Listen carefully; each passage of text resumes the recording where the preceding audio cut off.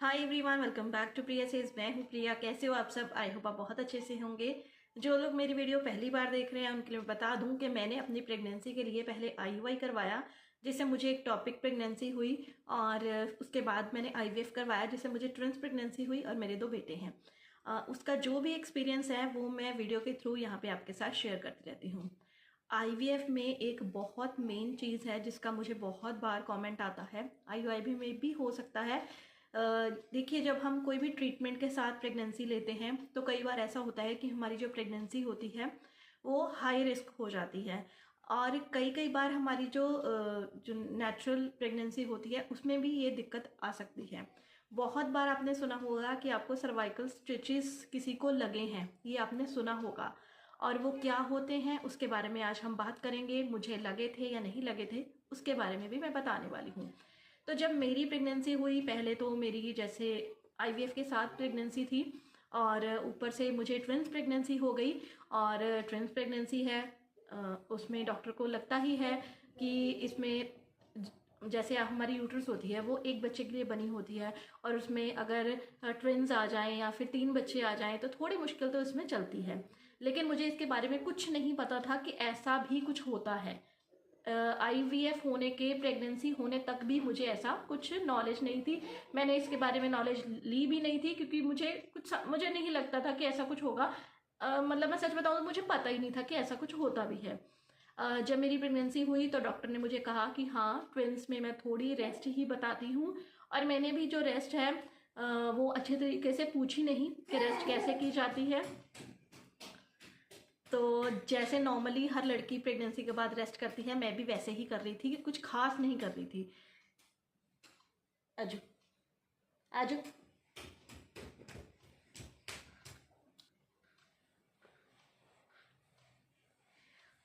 तो मेरी जैसे जब मेरी मार्च में प्रेगनेंसी हो गई। मेरी 15 मार्च को मुझे पता चला कि मैं प्रेग्नेंट हूँ, और उस टाइम पे आपको दूसरा महीना स्टार्ट हो ही जाता है।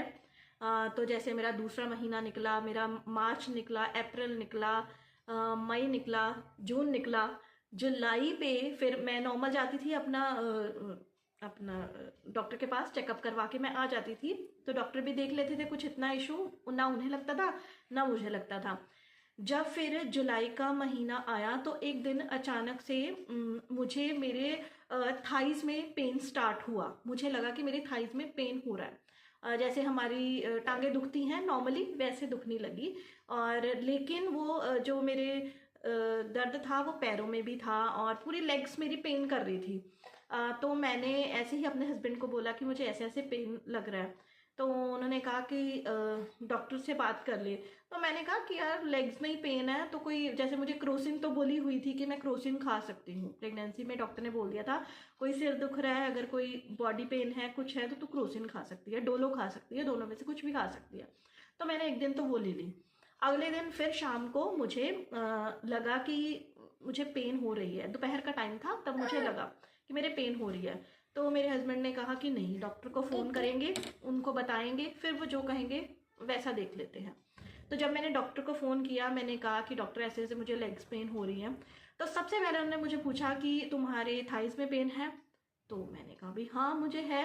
और क्योंकि इसके लिए मैं यूट्यूब पे और गूगल पे भी सर्च कर रही थी, मुझे इसका कोई जवाब नहीं मिल रहा था, तो मुझे लगा कि नॉर्मल होगा। तो मैंने बोला हाँ जी मैम, मुझे थाइस में पेन है, दोनों में पेन है। तो वो कह रहे जल्दी आ जाओ, मैं तो छुट्टी पे हूँ लेकिन आप आ जाओ। मैं वहाँ पे गई, उन्होंने मुझे एडमिट कर लिया। और हाँ, उन्होंने मुझे एडमिट कर लिया। मुझे मेरी दवाइयाँ वगैरह, उन्होंने दवाइयाँ चढ़ाई मुझे, जैसे ग्लूकोज में दवाइयाँ चढ़ाते हैं वो किया। मुझे रेस्ट के लिए बोला, मैंने रेस्ट की। और दूसरे दिन शाम को, नहीं तीसरे दिन मुझे शाम को छुट्टी मिल गई। नेक्स्ट डे नहीं मिली क्योंकि संडे था, मंडे मुझे फिर छुट्टी मिल गई, मैं घर आ गई। उन्होंने मुझे बोला कि तुम्हें रेस्ट करना है। मैं रेस्ट कर रही थी, उन्होंने मुझे बोला कि आपको बेड रेस्ट करनी है। तो मैं नॉर्मली बेड रेस्ट कर रही थी, लेट रही थी, ज़्यादा काम नहीं कर रही थी। मैंने खाना बनाने के लिए लगवा लिया था, मैं खाना तक नहीं बना रही थी, मैं बस बेड पे लेटी हुई थी। लेकिन मैं वॉशरूम जाती थी, मैं कई बार अपनी बालकनी में खड़ी हो जाती थी, कभी अपने रूम से बाहर आके सोफे पे बैठ जाना, दीवान पे बैठ जाना, ऐसे मैं किसी दूसरे रूम में चले जाना, मैं ऐसा करती थी। लेकिन मैं कोई काम नहीं करती थी, मैं लेटी रहती थी। उसके बाद फिर जुलाई निकला और अगस्त आया। 6 जुलाई को मैं एडमिट हुई और फिर मुझे 8 को छुट्टी मिली। फिर वो 15 दिन निकले, पूरा मतलब 15 दिन निकले। फिर 15 अगस्त का दिन आया। 15 अगस्त से 2 दिन पहले मुझे जो हमारा वजाइनल एरिया होता है वहाँ पे ऐसे खिंचाव सा लगता था। जब मैं ऐसे नॉर्मल जैसे बैठी हूँ तो ऐसे मैं ना एकदम से अपने आप को ऐसे टाइट कर लेती थी। मुझे ऐसा कुछ लगता था, कुछ चुभने वाली दर्द मुझे मेरे वजाइना वाले पार्ट पे हो रही थी। तो मैंने एक दिन उस चीज़ को, जैसे एक पहले दिन जब स्टार्ट हुआ, 13 को स्टार्ट हुई वो दर्द, तो वो बहुत टाइम ले लेके आ रही थी वो दर्द। फिर 14 को वो बढ़ने लगी। फिर 15 दोपहर 3 बजे तक वो दर्द आधे आधे घंटे के बाद होने लगी। मतलब मैं लेटी हुई हूँ और उसके बाद वो मतलब चुभन वाली दर्द मुझे आ रही है। तो फिर ऐसे ही हमने, हमारे सामने फंक्शन था, 15 अगस्त का होता है हमारे घर के सामने पार्क में। तो मैंने वो देखा, मैंने थोड़ा इग्नोर किया, मैंने कहा देखती हूँ, छुट्टी होती है उस दिन। तो फिर मैंने अपने हस्बैंड को बोला कि नहीं, ये पेन मुझे है, कहीं कोई ज़्यादा दिक्कत ना बढ़ जाए। तो उन्होंने मुझे ज़बरदस्ती कहा नहीं हम चलते हैं। हम डॉक्टर के पास गए। डॉक्टर ने जाते ही मुझे कहा कि डॉक्टर तो आए नहीं थे क्योंकि छुट्टी पे थे, आने वाले थे, मंडे था उस दिन, मुझे याद है। तो डॉक्टर आए, डॉक्टर ने पहले ही बोल दिया, जैसे हम गए हमने कहा कि हमें था कि हमें एडमिट नहीं करेंगे, वैसे कोई दवाई वगैरह दे देंगे। लेकिन वो हम जब गए रिसेप्शन में तो उन्होंने बोला कि नहीं, आपको एडमिट करना है, डॉक्टर का कॉल हमें आ चुका है। फिर मुझे एडमिट किया गया, संडे था या मंडे था, ऐसे कुछ था। तो मुझे एडमिट कर लिया। मुझे था कि चलो देखते हैं, एक दिन रखेंगे। उसके बाद जो मेरा हाल हुआ वहाँ पे, वो दर्द मेरे कम नहीं हुई, वो दर्द मेरे बढ़ती गई। उन्होंने मुझे दवाइयाँ चढ़ा दी, दवाइयाँ खिला दी, इंजेक्शन लगा दिए, लेकिन नॉर्मल इंजेक्शन लगा दिए, मेरी दर्द कम नहीं हुई। मुझे थोड़ी थोड़ी देर बाद वो दर्द आ रहा था। वो, मैं सच में बताऊं, मैं शायद, अगर भगवान ना करे किसी को वो दर्द हो, लेकिन अगर किसी को हो रहा है तो वो ही रिलेट कर सकता है मेरे साथ।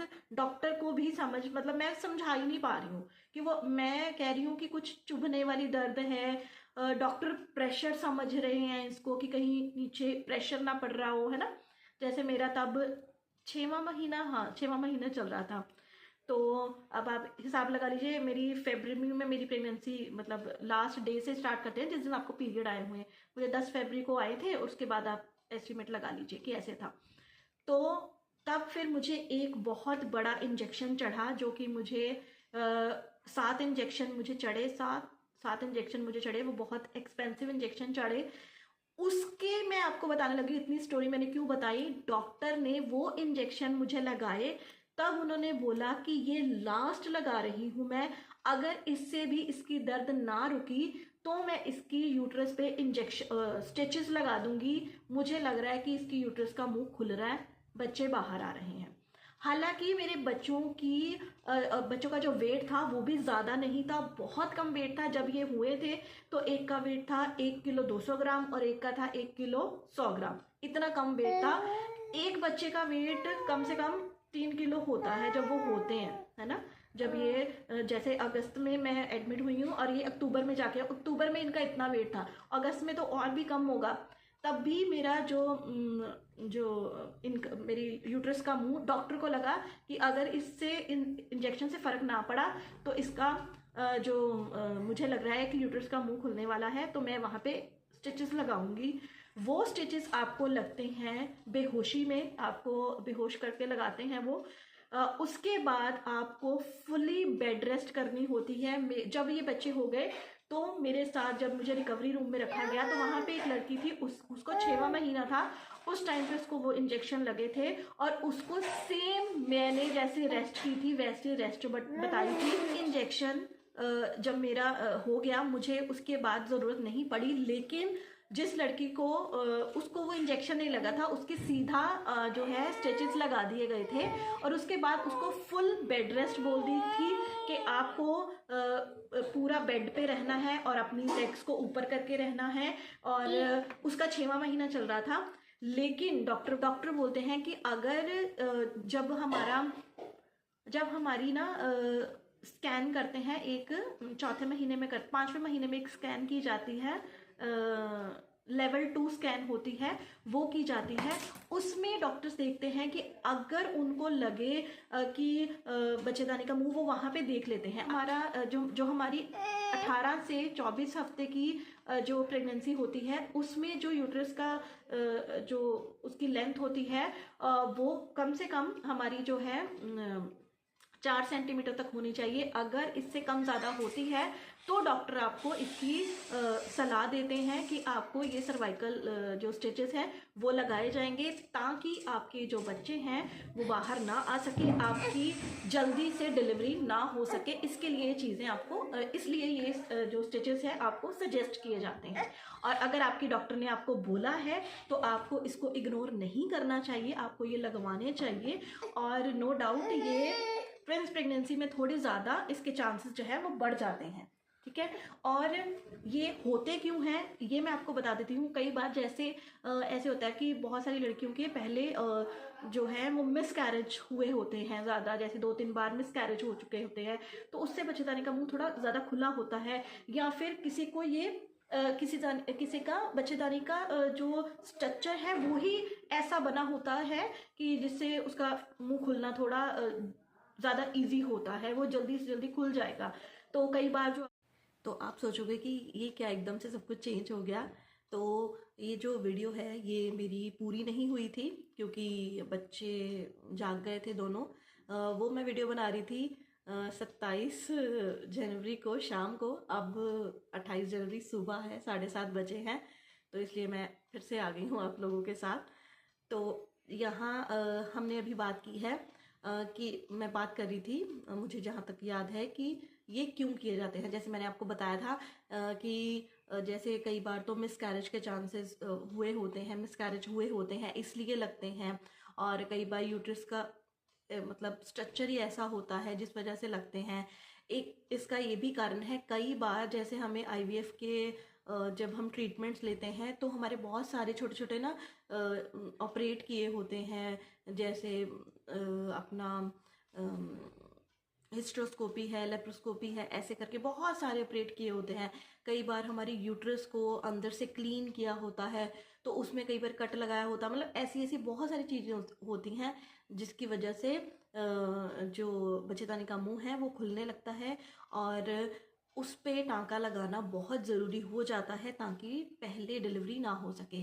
अब इसमें आपको कोई गारंटी नहीं है कि आपकी अब अगर आपके टांका लग गया है तो अब आपका जो डिलीवरी है आपकी वो पूरे टाइम पे ही होगी, ऐसा बिल्कुल नहीं है। इसके लिए आपको मतलब कभी भी आपको पेन्स आ सकती हैं, कभी भी लेबर पेन आपको स्टार्ट हो सकती हैं।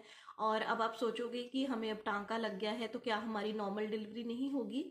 जी हो सकती है। क्या करते हैं डॉक्टर, फिर आपको अगर आपकी अच्छा टाइम निकल गया है तो जब आपका 9वां महीना स्टार्ट हो जाता है तो आपको बुलाते हैं और आपका जो टांका है वो निकाल देते हैं, ताकि अगर आपके नॉर्मल डिलीवरी के चांसेस अच्छे हों तो वो भी आप मतलब कर सको, अपनी नॉर्मल डिलीवरी भी आप कर सको। लेकिन जैसे मैं आपको बता रही हूँ कि अगर आपकी हाई रिस्क प्रेगनेंसी है तो अगर आपको ये वाले जो स्टिचेस हैं वो इमरजेंसी में लगे हैं, है ना, यानी कि जब आपको एकदम से दर्द हुआ और आप हॉस्पिटल गए या ऐसे ऐसी कुछ सिचुएशन हुई जब आप डॉक्टर को लगा, है ना, तो फिर तो आपको फुली बेड रेस्ट है, बहुत तगड़ी बेड रेस्ट है, आपको पैर भी ज़मीन पे नहीं लगाना है।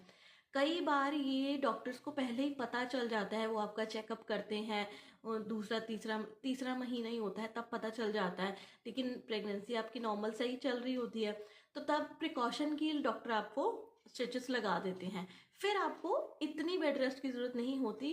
लेकिन अगर आपको ये चीज़ें ये जो स्टिचेस हैं वो इमरजेंसी में लगे हैं तो फिर तो आपको पक्का बेड रेस्ट ही करनी पड़ेगी। तो इसके बाद डॉक्टर आपको और भी ज़्यादा प्रोजेस्टेरॉन की दवाइयाँ देते हैं जो कि वजाइना में रखने वाली भी होती है, और 2 हफ्ते के बाद आपको इंजेक्शन्स भी लेने को कहा जाता है। इसीलिए मैं आपको बार बार कहती हूँ कि चलो बाय चांस वो चीज़ हो जाए तो वो एक अलग बात है, लेकिन आपको जो प्रोजेस्टेरॉन के इंजेक्शन्स या फिर आपकी जो भी दवाइयाँ आपको दी गई हैं रखने के लिए, इंजेक्शन या खाने के लिए, वो आपको प्रॉपर लेनी है ताकि ऐसी कोई सिचुएशन ना आ सके दवाइयों के कारण जो आपने मतलब आप कर सकते से जो आप कर सकते थे आप कर नहीं पाए, है ना, वो चीज़ ना आ जाए। तो आई होप मेरी इस जो मेरी वीडियो से आपको थोड़ी सी नॉलेज तो मिल गई होगी ये क्या सब होता है। तो अगर मिली है ये नॉलेज तो आपको पता है कि क्या करना है। प्लीज़ इस वीडियो को, अगर आपको मेरी वीडियो पसंद आती है ना, तो प्लीज़ इसको लाइक ज़रूर किया कीजिए और इसको शेयर ज़रूर कीजिए प्लीज़। मतलब कई बार ऐसे ही होता है कि जैसे हम लड़कियां हैं ना, कुछ प्रेग्नेंट हो चुकी हैं, किसके बच्चे हो चुके हैं, कुछ हैं जो वेट कर रही हैं, है ना। तो अगर आप इस वीडियो को शेयर कर दोगे ना तो उनकी हेल्प हो जाएगी, मेरी भी हेल्प हो जाएगी, मैं मोटिवेट हो जाऊंगी, मैं ऐसी और भी वीडियोस आपके लिए लेके आऊंगी। तो चलिए मिलती हूँ मैं आपको अपनी अगली वीडियो के साथ। इस वीडियो को ज़रूर से ज़रूर शेयर करना और कमेंट करके जाना कि ये वीडियो आपको कैसी लगी है। तो तब तक के लिए अपना ध्यान रखिए एंड बाय बाय।